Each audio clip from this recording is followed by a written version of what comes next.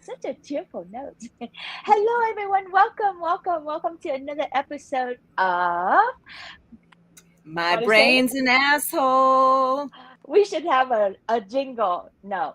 Well, we're quite cheerful for such a tough topic. However, here we are, and I'm excited to be here to with you again, Darla, to talk about mental illness and how do we love our own mental illness? How do we be in love with someone else who has mental illness? And how do we, as a society, address mental illness and support Find and love each compassion other? and love. Yeah. Yes, find compassion and Yeah. love. And today we have a very serious topic. And we also have a very special guest. So I'm gonna let's Yes, we start do. with the let's start with the topic and then we're going to bring in our guest, Danny. Um, it's so amazing that she just saw our post and jumped on today. So I'm excited. But the topic today is from the Treatment Advocacy Center. They put out this amazing article that talked about how people with untreated mental illness are 16 times more likely to be killed by law enforcement.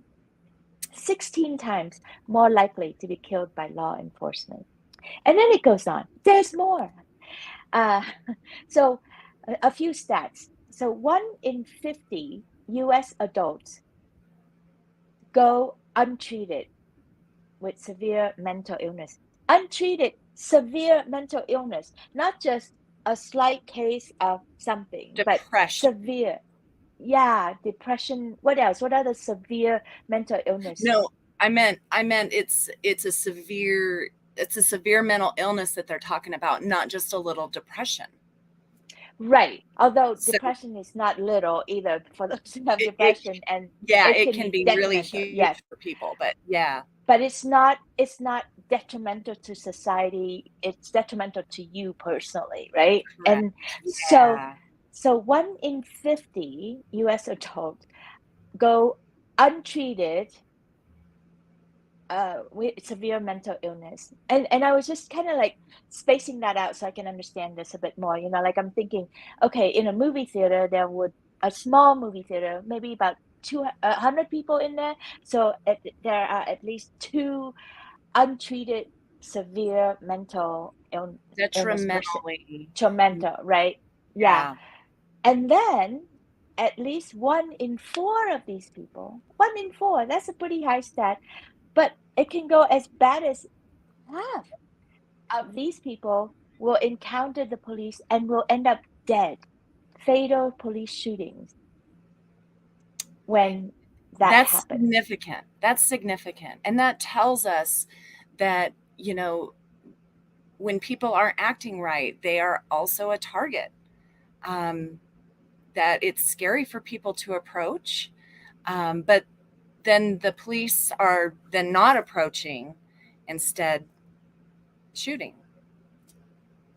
Yeah. And so And we want to so have a conversation about the police officers that do approach and the different programs and funding and stuff that's out there, so that maybe we can decrease these numbers and we can actually get people help instead of harm. yeah, and we know that people with mental illness can come across super weird, super unpredictable, sometimes appear Scary. violent or scary, and you know so I know, as a human being, as a flawed human being reacting to these things, when I see someone acting strange, I change the road. I Yeah, hope the cop would come and get them out of here. But I didn't realize the consequences of this, where it can go bad quickly and awfully for them and for their families, and a lot of time too, these people uh die and no one would know, really. yeah, yeah, Yeah. that can So happen. anyway, I don't know where my our guest is. She was on here and then She's not here. Oh, yes, she is here. Okay, somehow that thing went away. Come on in, Danny. I'd like to Hi, introduce. Hey. good to see Oh, you. Oh, it's good to yay! see you, ladies. Can you hear me? Yes, Yeah. we're doing great. You look Yay! great. You Awesome. sound Thank great. you. So let me just share with the audience on who Danny is and why we have her here, crashing our party. Yay! Danny is Danny Moon Dudley is in recovery from borderline personality disorder. Oh boy, do we have other conversation to talk to you about. Yeah. Borderline personality disorder, CPTSD, and chronic alcoholism. Did you just win the prize on this lifetime, I did, girlfriend? man. Woo! My brain, Darla. I love the title of your podcast. My brain's an asshole. It's brilliant because boy, can our brains be asshats sometimes. Oh, completely. Yeah. You So do? I got the double whammy. Oh, I sound like Or you got the triple triple whammy. whammy, right? Triple Yeah, whammy. okay. I did. But I there's got it more all. But to hey, Danny. it makes me more skilled to work with more people, right? That's what I always say. Exactly. So Yes, Danny wisdom is from a our wounds. Danny is a spiritual coach, equipping people with emotional intelligence skills to feel better in recovery. And she lives in rural Georgia with her partner and puppies. Oh my God. Love my Sounds like puppy love. you found yourself a peaceful, quiet space to do your work, to continue your healings, to contribute back to society, and to be here. So I'm really, really super happy for you.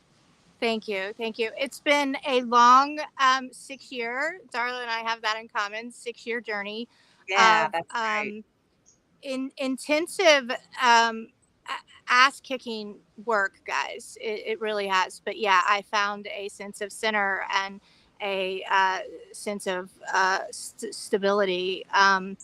And a little story, guys. Last week, I have a congenital blood disorder and had a mini stroke last week, just last week.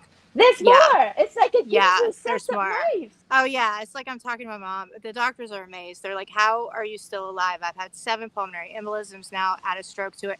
But my friends, I lost my ability to speak for a day and a half. I Mm. literally couldn't form sentences. It literally felt like somebody's hand was over my mouth. And here's what it was.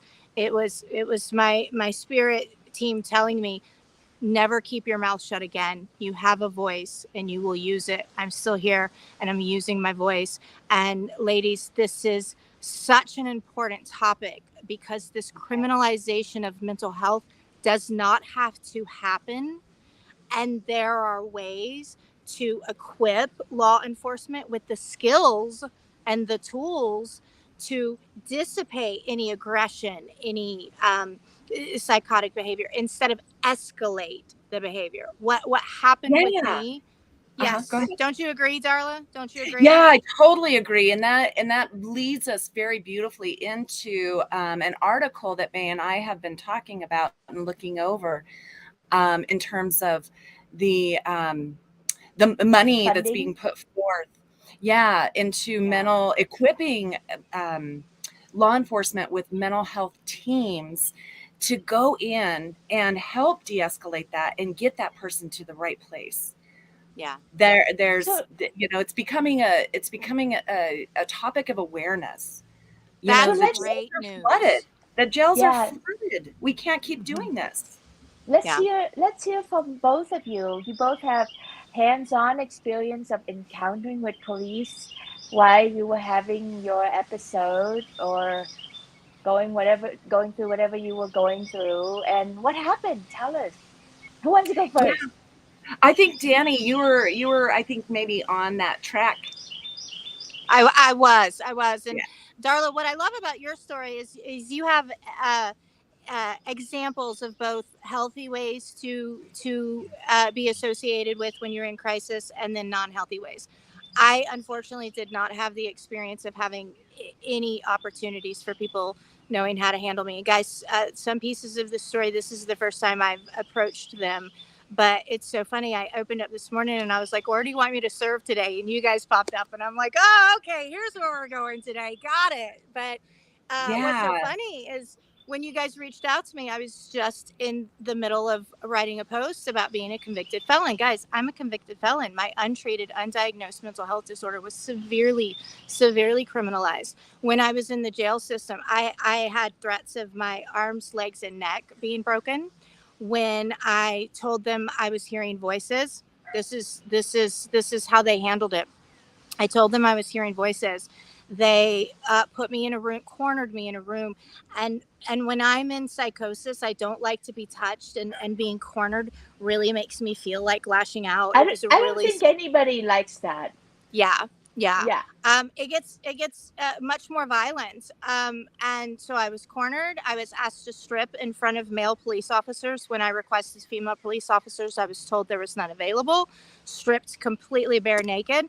I was given a blanket with Velcro here and Velcro here, left naked underneath, locked in a padded room with a hole in the center of the room with bars in it to use the bathroom. And then I was told a psychiatrist would not be available until the following Tuesday, which was 7 days from that day. When I was, I, it, this escalated because of a fight with my ex husband at the time. I was covered in bruises. When I told them I needed to go to the hospital because of my blood disorder, they didn't listen. They didn't allow my blood thinners to be brought in.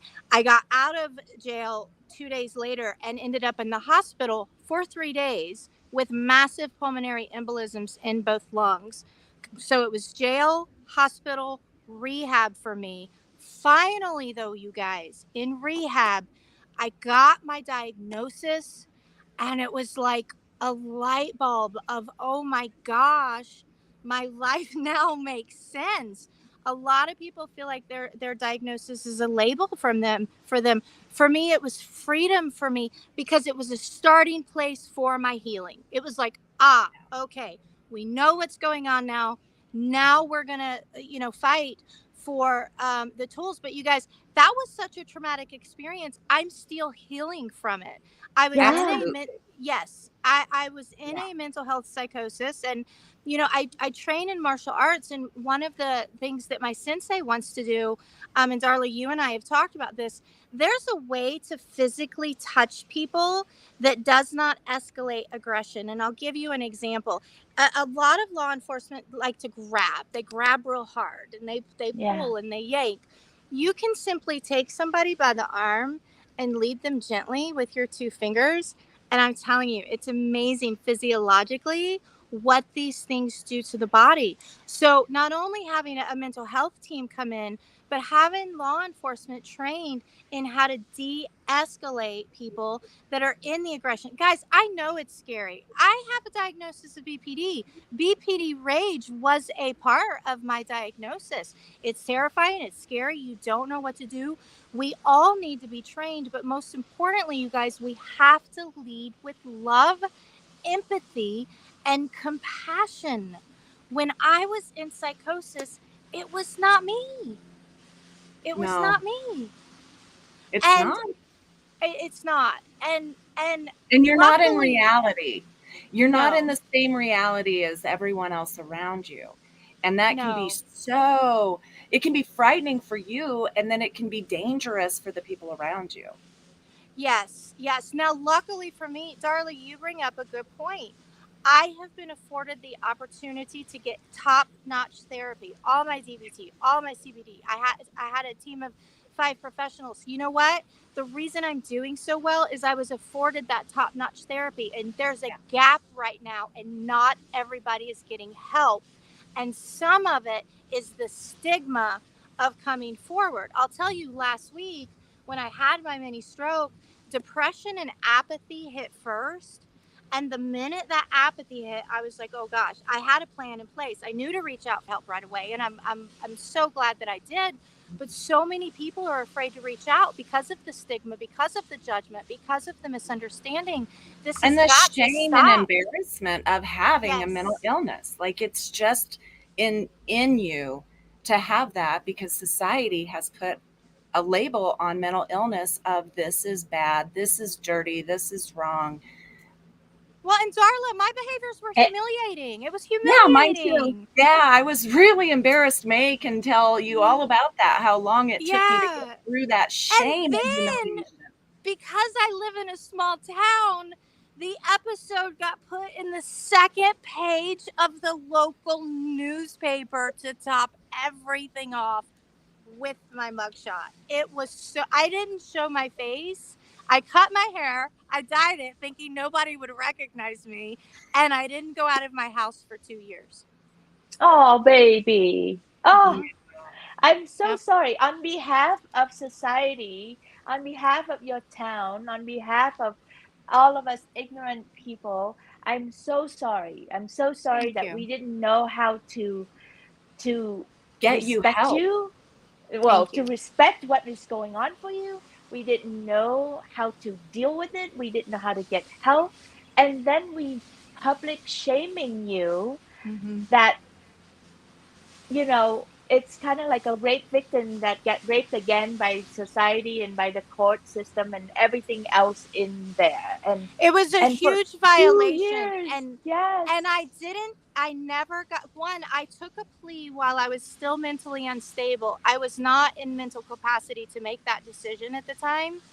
And um yeah, I was not in the mental capacity to make those decisions at the time. So that wasn't addressed either. This human being is not capable of making these choices. So But you're again, no longer a human there's being.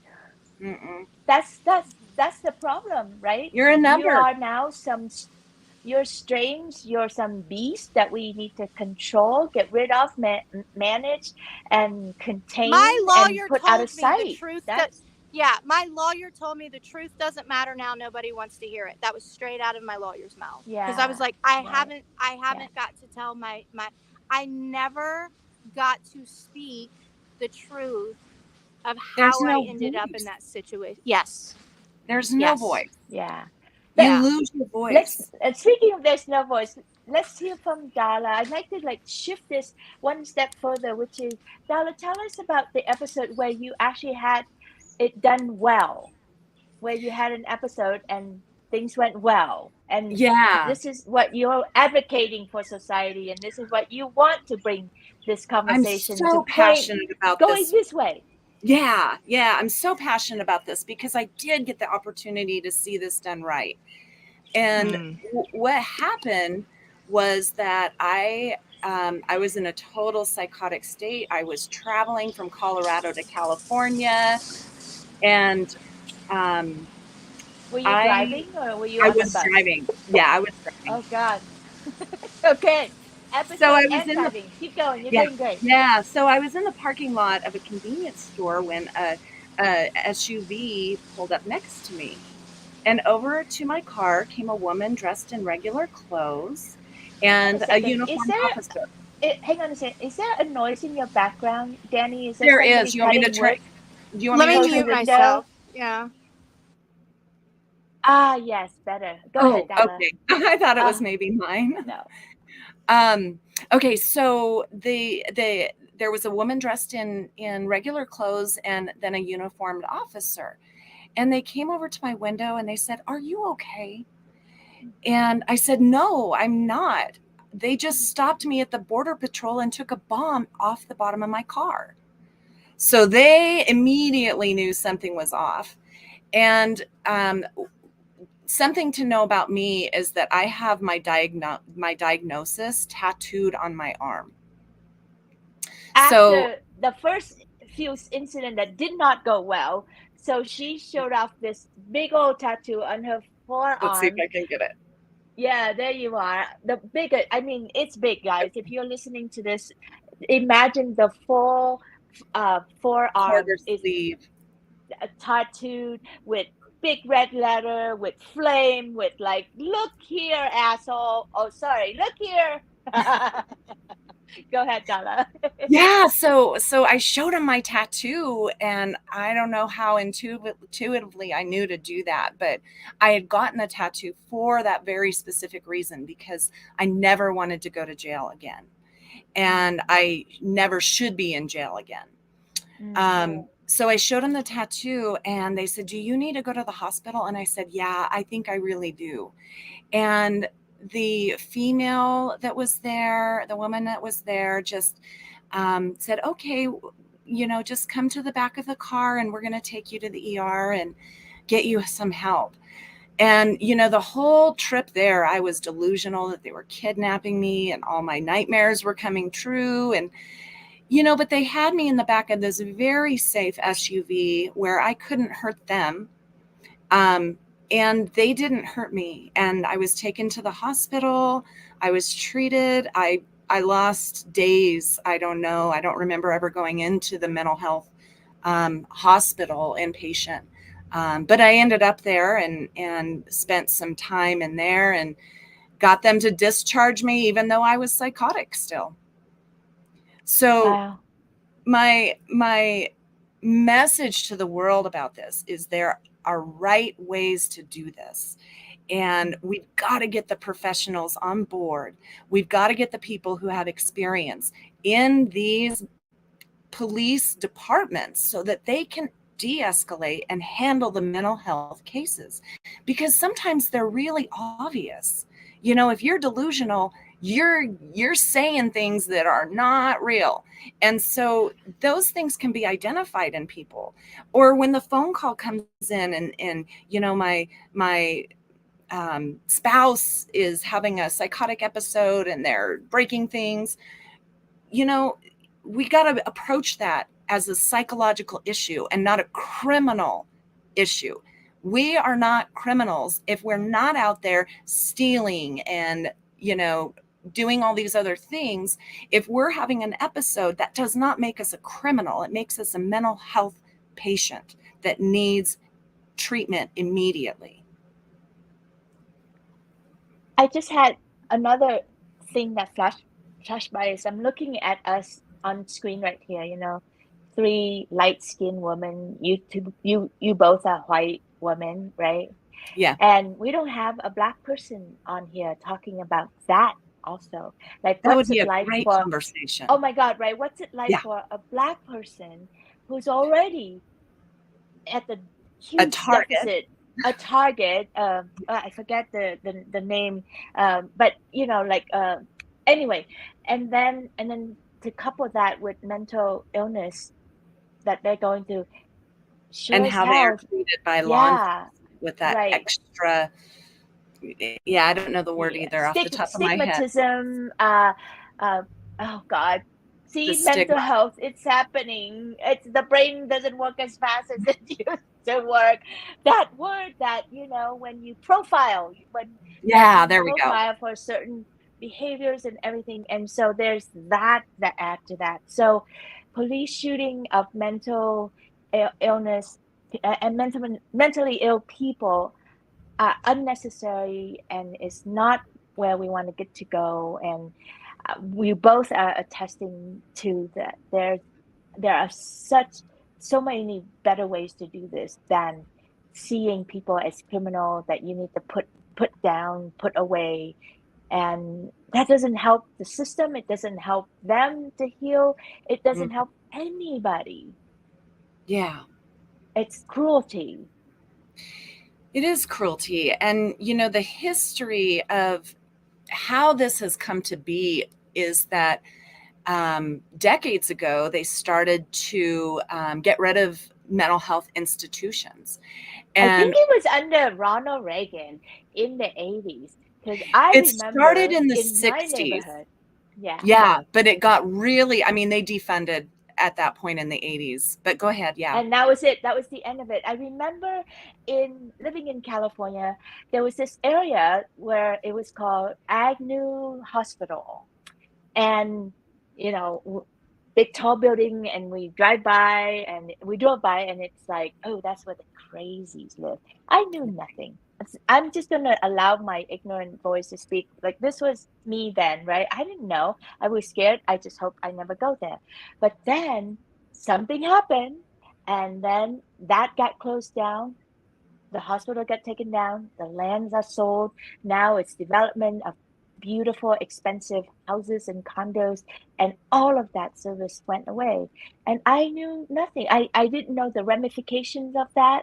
This was way, like I said, back in the 80s. I was in my early 20s. I didn't know. And now I'm living as an adult the consequences of that decision and seeing how that what went down, and here we are Yeah, not having and the care. really important thing about all of that is that what do you do with all the people who need mental illness treatment? Like they're mentally Yeah, ill. And so what we have seen over the decades is um, being criminalized. So our jails are getting full. And then also homelessness. There's yeah, nowhere else for them to go.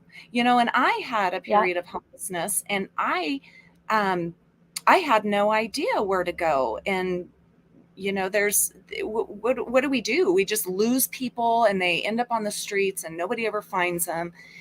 And that was my family's worst fear. yeah. So we have a long way to go. Um, we got a long way to go.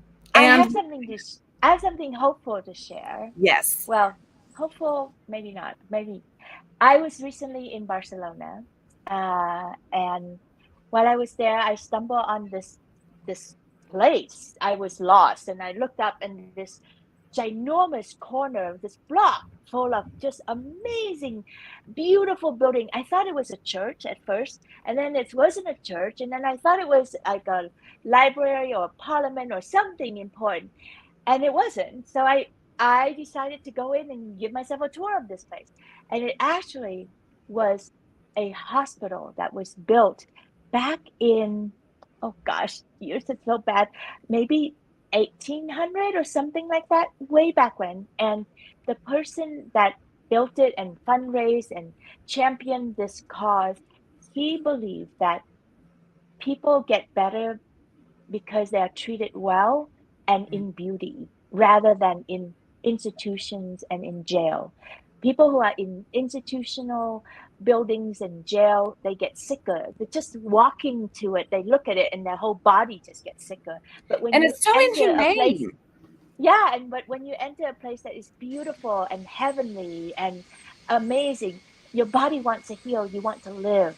And Yeah. in this place, it was big. It was like it I thought the next thought that I had was, oh, this is for rich people. They get to go here. And it wasn't. It was for the poor and the homeless.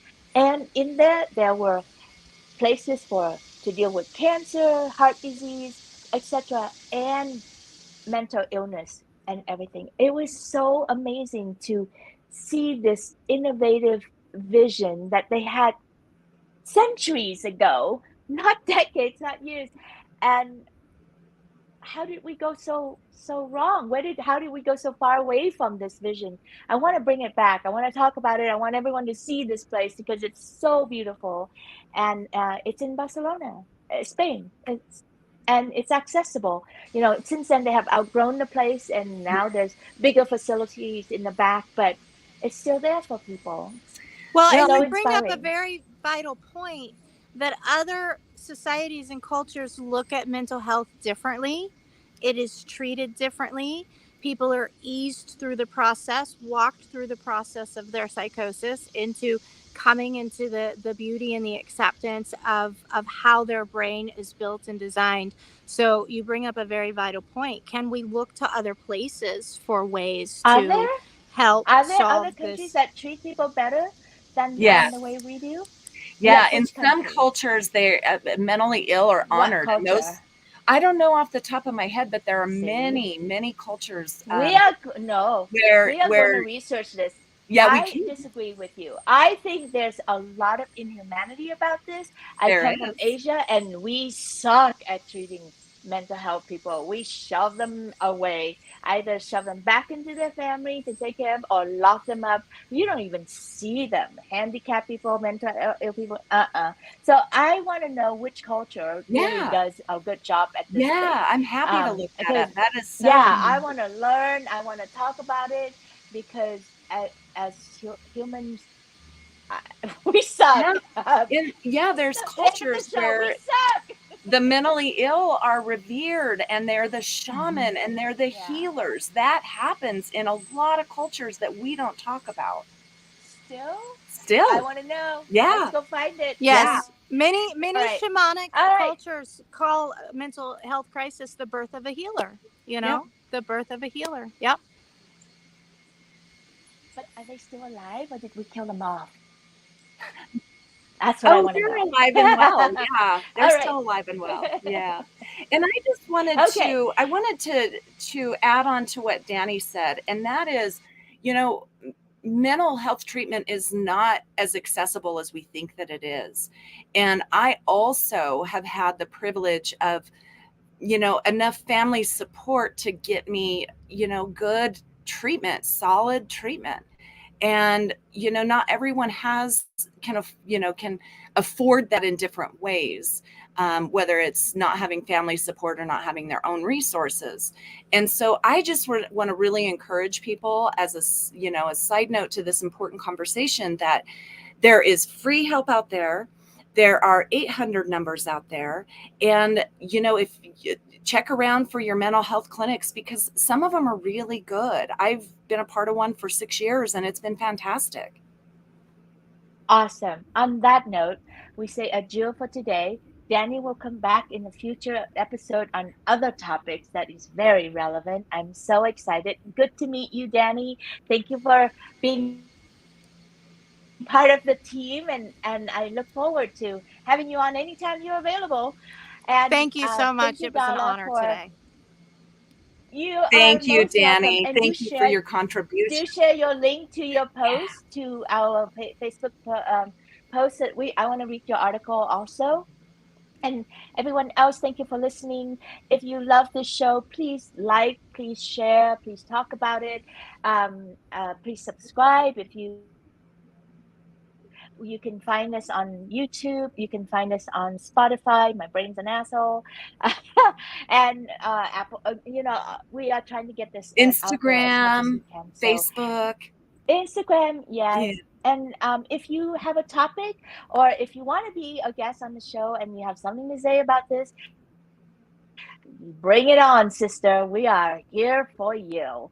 I am Mai Vu Coach, a relationship expert, and this is my conspirator, Miss Darla Darla Merman. Merman. Is Darla Merman, Darla Merman. patient and psychotherapist. Yes. And we bid you adieu for today. See you next time. Bye.